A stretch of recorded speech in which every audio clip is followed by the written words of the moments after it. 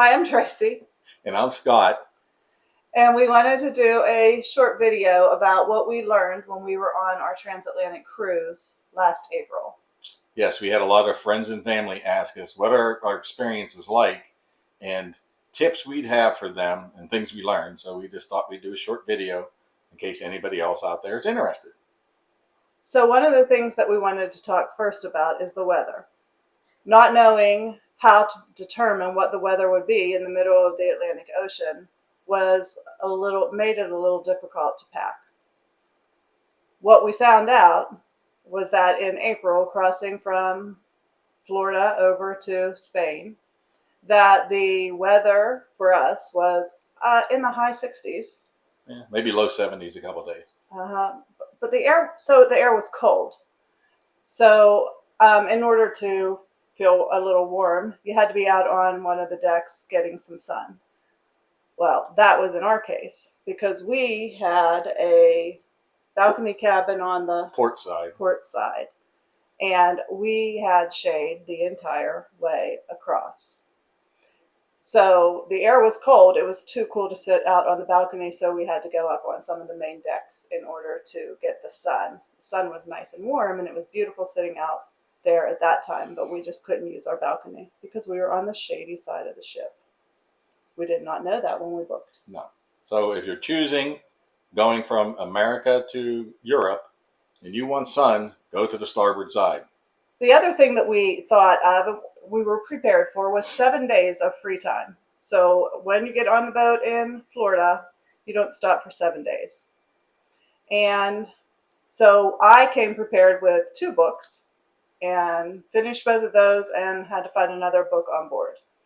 So there's so much free time that you need to find something to do for yourself. So be prepared with something to keep you busy.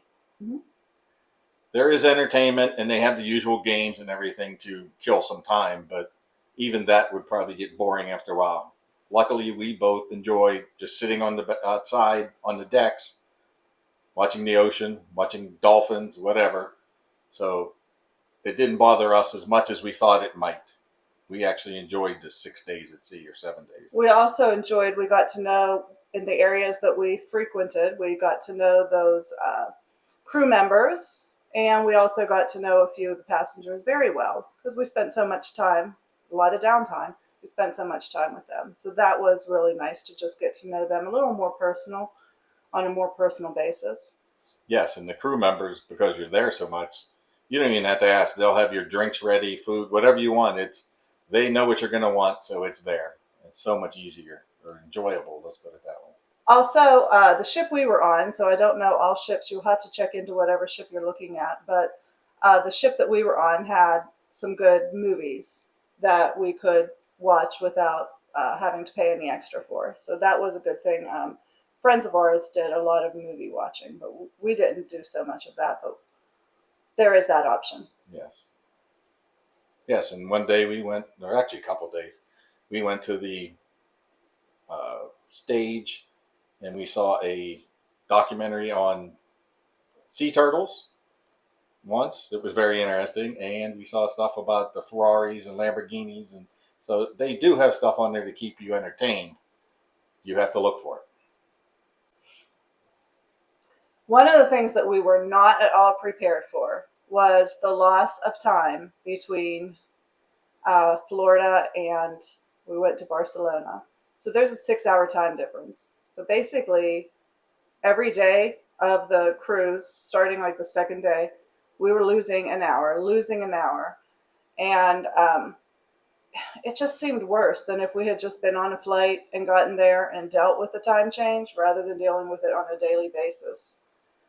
Yes, it was. I mean, every day we made a habit. That was one thing I think that helped us.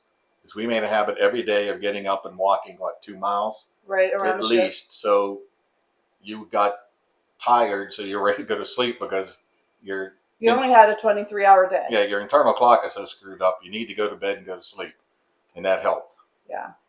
Something ahead of time that we tried to do, but we were not successful, was to get our bank to get us some euros. So we went on the boat with no euros in hand. But our friends that we had met on there, they were able to get euros through their bank. So we had to use, well, first stop, we got euros out of a cash machine. You are able to change your United States money for euros on the ship. And we were on Holland America. I'm sure most ships will be doing the same thing. Otherwise, just use your ATM card and go get cash at the first machine that you see when you get to Europe. Yes, because it's so much easier when you go off the ship to a restaurant to buy something because everything's in euros. So trying to change that in your head or give them dollars and hope you're getting the right exchange rate is difficult. The other thing that happened to us, it was only one, but we did miss one of the ports that we had planned. So, as with any cruise, you need to be flexible and know that that could happen. We had 6 ports planned and we had only missed one, and they put a different one in its spot. So that worked out. But you just have to know that you need to be flexible. As with any cruise that you go on, you need to be flexible. Yes, because you figure you're 14 days out and they're trying to see weather and port charges or whatever. And yeah, it makes it difficult sometimes for them to get in. But like I said, we only missed one. So we were lucky in our cruise, the weather was very good. But talking to other people, they've had a lot that, 6, 8, 10-foot waves and getting seasick, but we didn't have that problem. But so I would make sure you come prepared with medicine to take care of it because there's nowhere to stop once you're in the middle of the ocean. So finally, the last thing I wanted to say, and this wouldn't even apply to my husband, but I know it would apply to some of you out there. So you have to think about the fact that they stock up on all their food while they're in Florida before they pull out of port.